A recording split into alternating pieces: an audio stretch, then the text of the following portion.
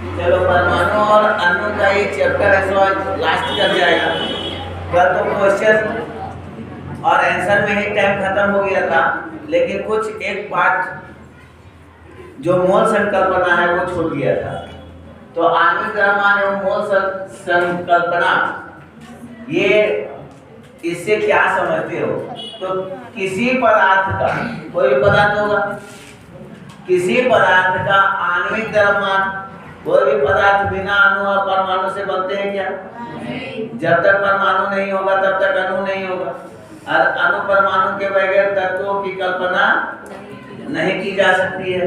तो किसी पदार्थ का आणविक द्रव्यमान मतलब उस पदार्थ यानी कोई भी तत्व होगा या यौगिक होगा उसका द्रव्यमान, किसी पदार्थ का आणविक द्रव्यमान उसके सभी संघटक परमाणु मतलब उसके सभी संघटक परमाणु कौन कौन मिले हैं वही सभी का, उसके सभी संघटक परमाणुओं का योग होता है। क्या होता है?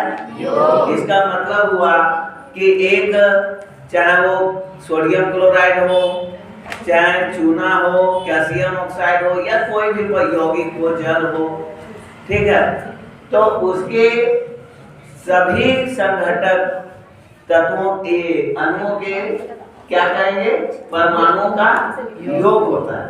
इस प्रकार यह अणु का वह सापेक्षिक द्रव्यमान है जिस परमाणु द्रव्यमान, जिसे हम परमाणु, जिसे यहाँ जिसे कहते, जिसे परमाणु द्रव्यमान इकाई अर्थात AMU बताए थे ना, AMU, इसे शॉर्ट में क्या लिखते हैं? U, एटॉमिक मास यूनिट, परमाणु द्रव्यमान इकाई। इतना न लिख करके हम U लिखते हैं। U द्वारा व्यक्त किया जाता है। जैसे जल का सापेक्षिक द्रव्यमान का परिकलन करें तो जल का हम देते हैं H2 है, तो हाइड्रोजन का कितना होता है? H2O का, जैसे हाइड्रोजन का 1 है ना, गुने 2।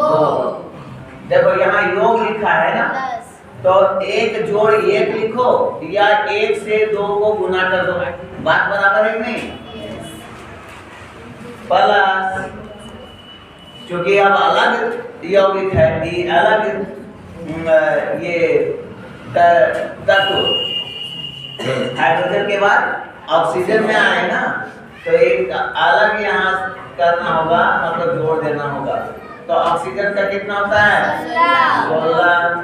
तो 2 एकम 2 प्लस 16 बराबर 18 यूनिफाइड। ठीक, उसी तरह से निकालो नाइट्रिक अम्ल का, निकालो किसका? नाइट्रिक अम्ल का NHO3, इसका निकालो सर। हाँ, नाइट्रिक अम्ल HNO3 का, HNO3 होगा सर, NH क्या? HNO3, अच्छा यहाँ उल्टी लिखा है, HNO3 है ना, सापेक्षिक द्रव्यमान का परिकलन करें। सापेक्षिक द्रव्यमान का परिकलन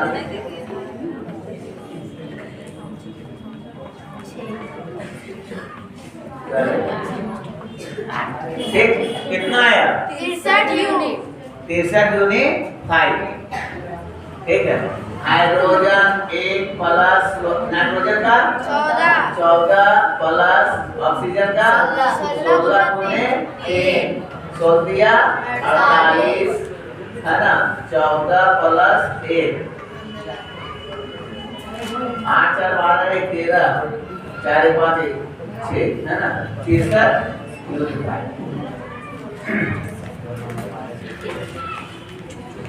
चलो इसको समझ गए? किसी को दिक्कत है क्या?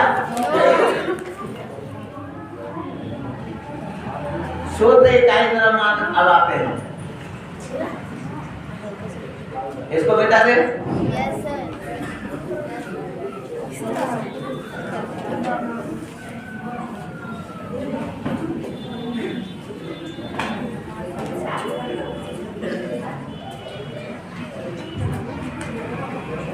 सूत्र इकाई द्रव्यमान।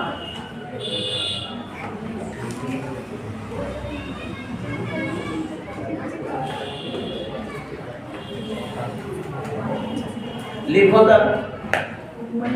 सूत्र द्रव्यमान का परिकलन उसी प्रकार करते हैं।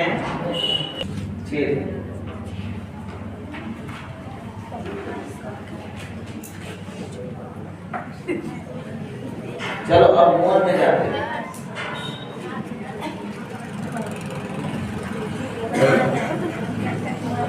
देखो सूत्र इकाई द्रव्यमान, तो सूत्र इकाई द्रव्यमान का परिकलन उसी प्रकार करते हैं जिस प्रकार हमने आणविक द्रव्यमान का परिकलन करते हैं।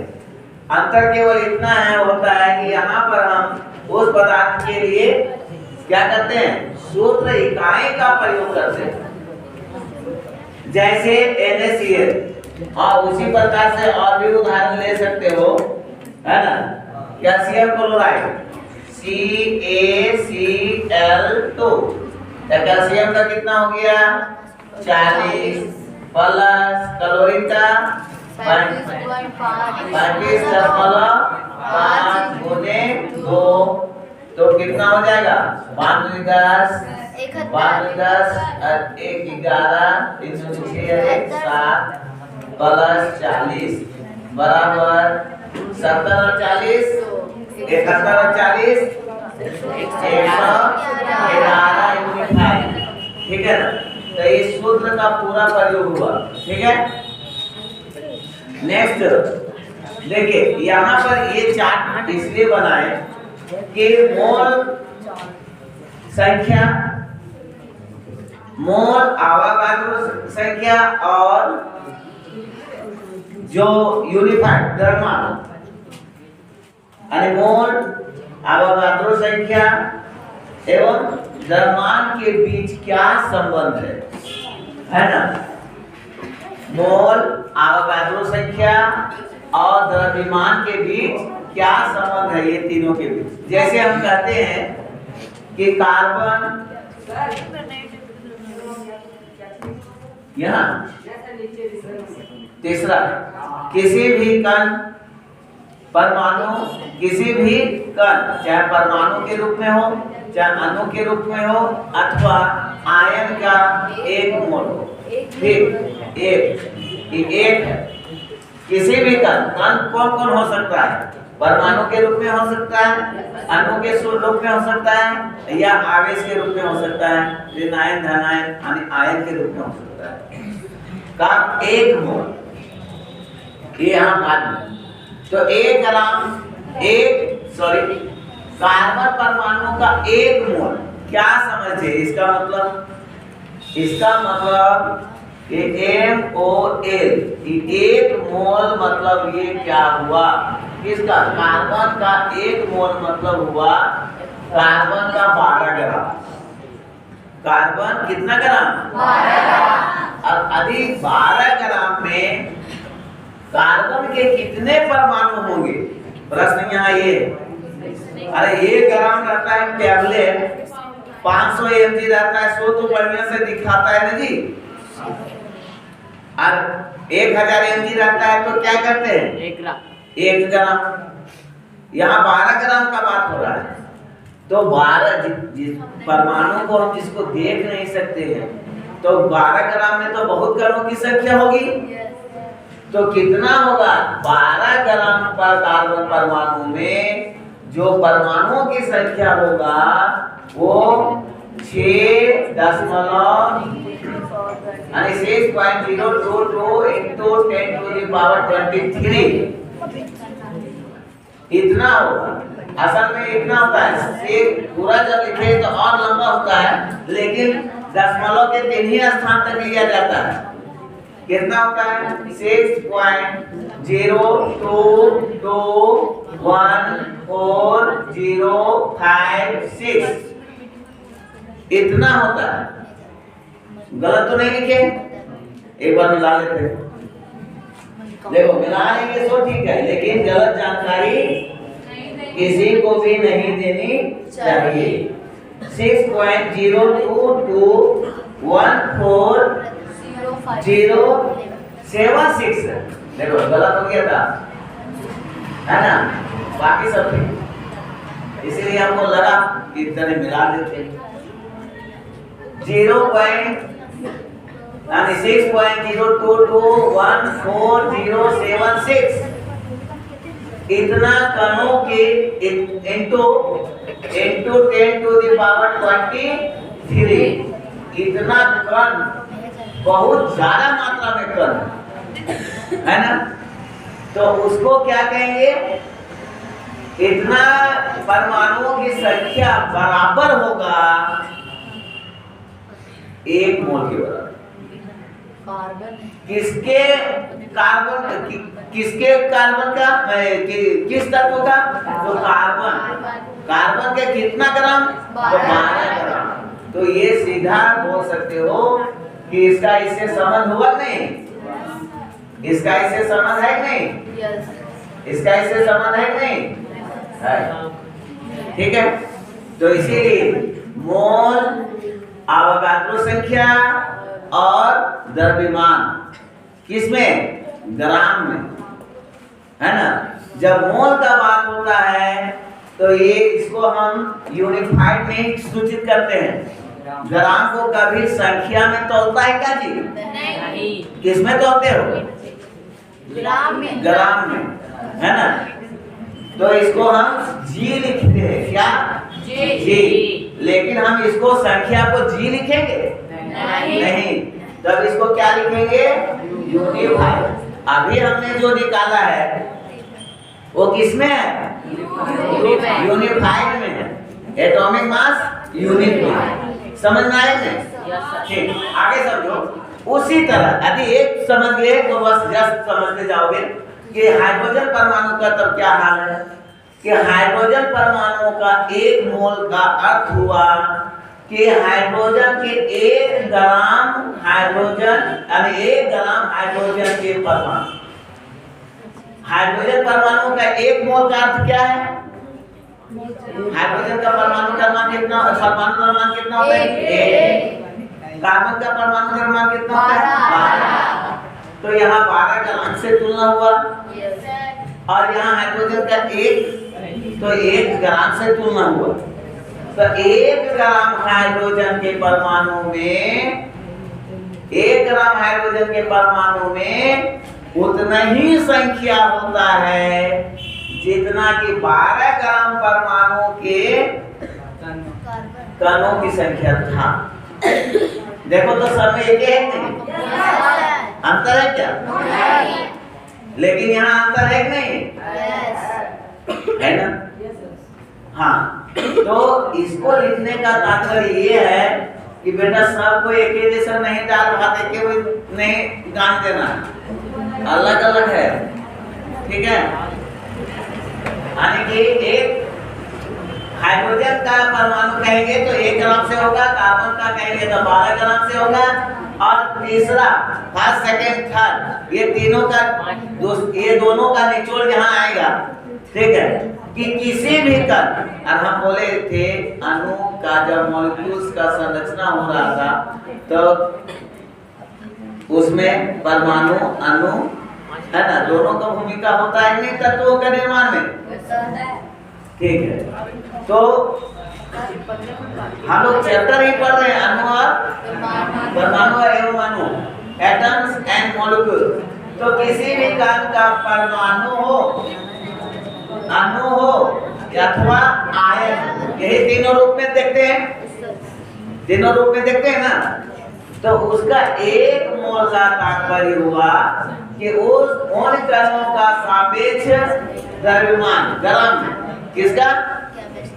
ग्राम में, उसका भी वही होता है जो इन लोगों के साथ होता है, मतलब अवगाद्रो संख्या ही होता है। ठीक है, अवगाद्रो इसको क्यों कहेंगे? अवगाद्रो उन साइंटिस्ट का नाम था, ठीक बोला, ठीक है। तो अणुओं का एक मोल मतलब एक मोल का अर्थ क्या हुआ? हर हाल में एक मोल मतलब 6.022 into 10 to the power 23, यही, ठीक है। एक नंबर तो क्वेश्चन में पूछ सकता है हमारे का उठाने के लिए, है ना, ये पूछता है। तो यहाँ पर आणविक द्रव्यमान समझ गए कि ग्राम में होगा, तो ये द्रव्यमान से संबंधित ग्राम, असंख्या से संबंधित यूनिट है। इसका लीडर हो गया यूनिफाइड, इसका लीडर ग्राम, है ना। और ये दोनों का हेड बॉस मोल संकल्प। तो मोल संकल्पना समझ गए? आगे बढ़े ठीक। चलो अब ज्यादा हम कुछ नहीं बोलते हैं। जैसे मोल संकल्पना क्या है? एक 18 यूनिफाइड यानी जल का अवगाद्रो संख्या है। चलो ये तो क्लियर हो गया। तो मोल संकल्पना के बारे में बता रहे थे ना। हाँ, अब चलो मोल के बारे में जान गए। मोल संकल्पना अभी जान गए तो इसको बताओ।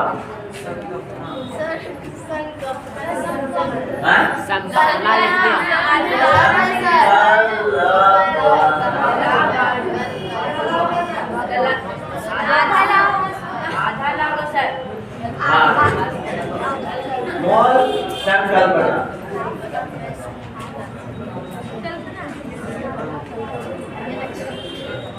क्या बनाएगा?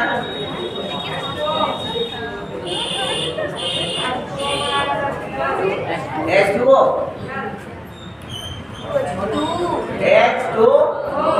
क्या सही है? नहीं,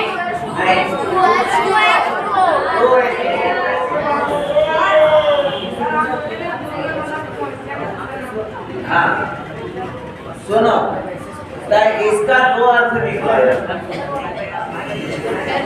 ये दोनों अर्थ बताओ।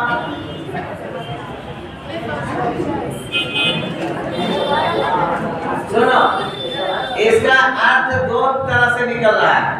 क्या निकल रहा है? दो तरह से निकल रहा है। ये पहला अर्थ ये बता रहा है कि हाइड्रोजन के कितना अणु है? हाइड्रोजन के हाइड्रोजन के क्या अणु? दो। अच्छा,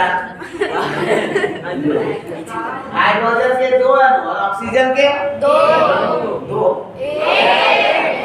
हाइड्रोजन का एक अणु, हाइड्रोजन का दो अणु और ऑक्सीजन का हाइड्रोजन का दो अणु ऑक्सीजन के एक अणु मिलकर जल के दो अणु का निर्माण करते हैं। ठीक है, जल के कितने अणु? दो। हाइड्रोजन के कितने अणुओं के साथ ऑक्सीजन संयोग करता है? हाइड्रोजन का दो अणु और ऑक्सीजन का एक अणु। हाइड्रोजन का दो अणु और ऑक्सीजन का एक अणु मिल करके क्या बनाता है? जल का दो अणु। जल के दो अणु। एक ये अर्थ निकला। दूसरा ये निकला कि दूसरा देखो, 2 गुने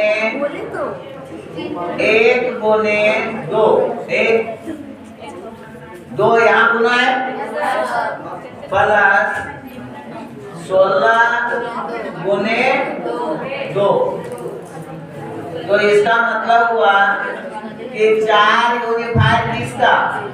2 दूनी 4 unified hydrogen plus 32 unified oxygen मिल करके कितना यूनिफाइड? 36 यूनिफाइड क्या बनाया?